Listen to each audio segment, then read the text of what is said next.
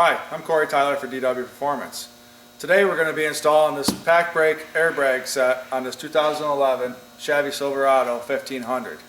These are a nice addition to any truck that does any amount of towing or carrying heavy loads. It'll allow for the truck to be more stable and ride at the normal ride height when it's got a heavy load. Now, as you can see, even though we have this very large two-post lift setting here, we're not using it for this installation. We've put the truck on jack stands, which is the best way to install airbags on your truck. You want to have the truck setting on its normal weight when you put the bags on so they'll align properly. Okay, the first step in installation is to remove the clip that holds the ABS sensor and then split the clip away from the ABS cable because we will not be using it in the future. The next step is to install the retainer plate on the top of the frame rail. There's a bolt hole on the underside that we're going to use, and this plate just gives us a little more strength when we're bolting the support in there. Once you get it lined up with the hole, you use a magnet to drop the bolt down through the hole. It's a little tricky, but slide it around, it'll drop down in there pretty easy. Okay, once that's set in place, and then we'll pull the bracket up. This bracket is what bolts through the frame and it also retains the airbag itself. It uses all the factory bolt holes, so you won't have to drill any holes in the frame. And just kind of slide this up into place, get it where it needs to be. You want to be sure that you're clear of the welds for the bump stop. Get a couple threads on this bolt underneath just to hold it here.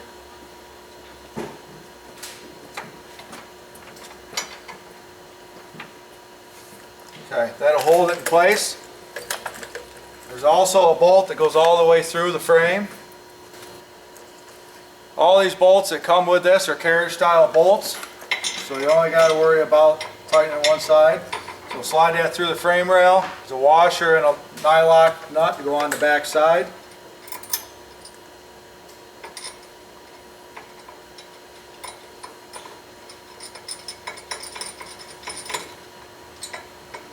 Okay, we've got the bolts put through. You want to ensure that you tighten the bottom bolt first so it pulls the bracket up in the proper position where it needs to be, and then tighten the bolt that goes through the frame. Okay, once you've snugged up the bolt that goes through the frame, you'll want to torque it to 16 foot-pounds.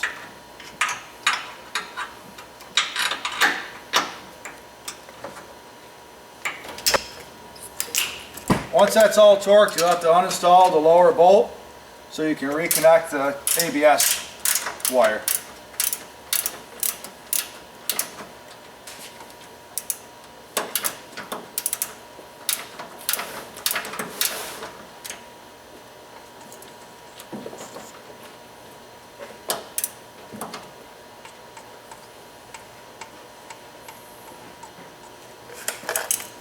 The kit comes with this clamp and washer to go around the ABS wire and up through this bolt.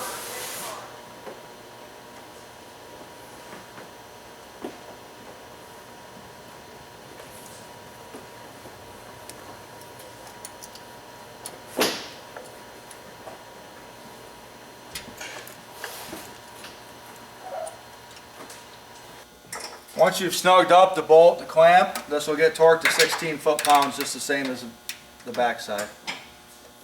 You want to kind of hold the clamp, try to hold the clamp while you're torquing it so it doesn't spin and pinch the cable.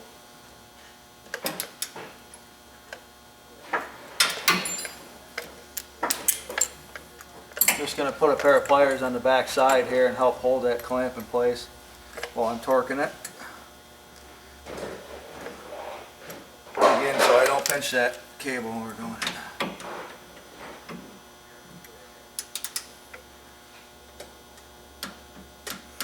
Torque at 16 foot-pounds. Okay, now the bracket is all installed, and we'll move on to the airbag. This slides up underneath here. There's a threaded valve on the top side where we'll end up hooking our air connections here in a few, further on. sets on top of the spring.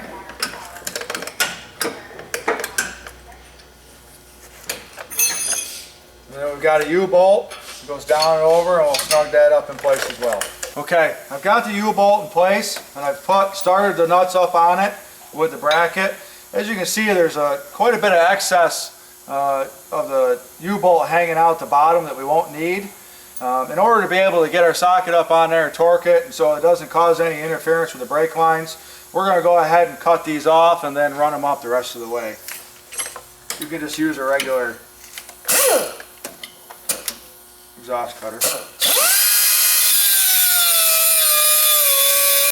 Okay, now that you can see it, we've cut the end of the bolts off. It allows us to be able to get the impact and torque wrench on there.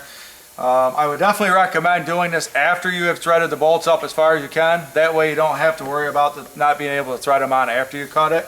And also be very careful you don't cut your brake lines while you're down there.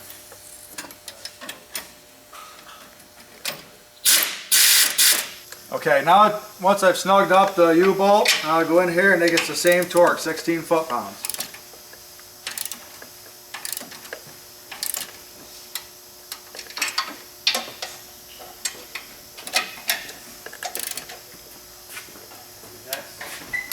I would check, because it's a U-bolt, I would check both sides again.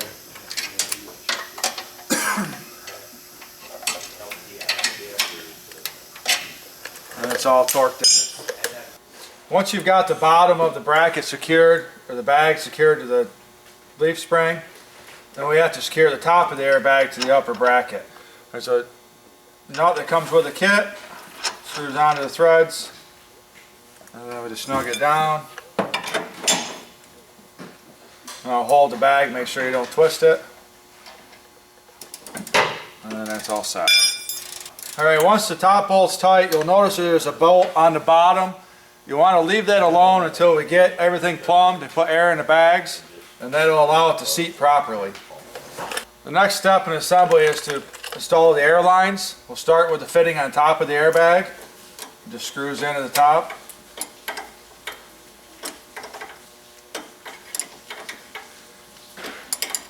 You'll want to get it, make sure you get it snug and down far enough, because you're going to have to swivel it around and get the air line underneath the body. But don't go so tight that you break it. And that'll allow us clearance to get the airbag down underneath there, or the air line, excuse me. Okay, because we're installing the basic kit today, we got to run lines back to the license plate. We're not installing any air compressor or gauges. We're just going to install the kit with the Schrader valves at the license plate. So for ease of installation, we've dropped the spare tire out of the way just to give us a little more room to work and fish the line up, and we'll just have to connect it here and then connect the other side. You just line it up, push it in tight. Once it's seated in tight, that's it, they're locked in. Okay, then we'll move on to the next step.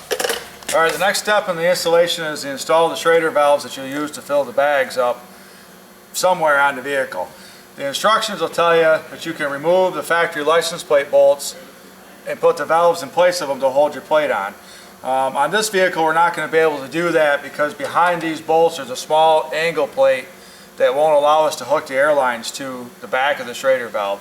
So what we're going to do is we have the ability of following these holes in the bottom of the license plate through the small plastic piece in the back of the bumper here, which will allow us to mount the Schrader valves on the bottom, and there won't be any clearance issues on the back side. So what I'm going to do at this point is just drill a couple small holes through the plastic in the back so we can install that. Okay, once you've slid the Schrader valves through the license plate, snug them up by hand, just go ahead and continue to tighten them up with a wrench until they're nice and tight. Once you've installed the Schrader valves in the license plate, and come underneath, and then you need to route the lines along the frame somewhere so they're not hitting any kind of rubbing parts or anything that's going to move. You want to make sure they're clear of the spare tire.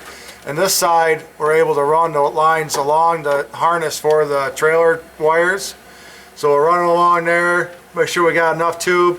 When you cut this tube, you want to make sure you use a regular set of tubing cutters and not just a pair of side cutters or something like that, because you will crush the tube. Once you have the tube cut to length, just push it in, get it locked, and then it's seated, and that side's done. It's all lined up. And then we'll run some zip ties underneath here to make sure nothing's loose or rubbing, and we'll be all set on the air line on this side. All right, once you've got the line all installed, you'll want to put 10 or 15 pounds of air in the bag, 20 pounds, whatever. Fill it up with some air, get some pressure on it, and make sure that the bag is lined up and that you have no leaks. Okay, once everything's installed and the line's all hooked up, like I said, you want to put some air in the bag, get it so it's got some pressure on it, and then we got to adjust this bottom mount. But basically what you want to do is make sure that the bag is running straight up and down, so it's not twisted or turned. Once you get it where you want it, take a 3/4 inch wrench, tighten up the bolt on the bottom side so it stays in place.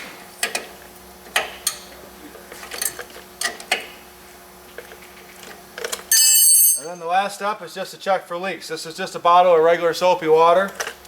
Just going to spray it around all the connections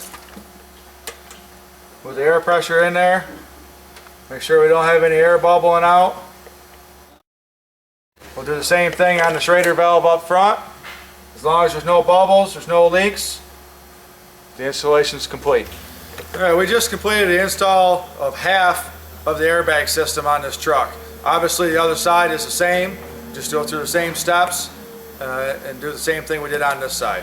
Keep in mind that installing these bags does not raise the load rating for the truck. It only allows you to maintain factory ride height and keep the truck from swaying and rocking back and forth when there's heavy loads on it.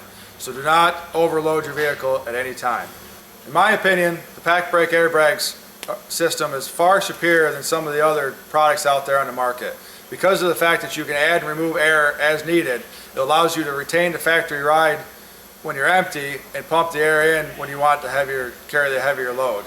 This allows you for a lot of adjustment and doesn't keep you stuck in that stiff ride that you get with some other products. The Pacbrake airbag system is a great option for anybody that's hauling heavy loads, towing heavy trailers or campers, and wants to keep their load safe and secure. If you would like more information on the Pacbrake airbags or would like to purchase a kit, please visit www.dwperformance.com. And although we showed you how to install this kit, if you're not comfortable with doing the job yourself, feel free to visit any of our locations throughout the Northeast to purchase a kit and have it installed. Thank you.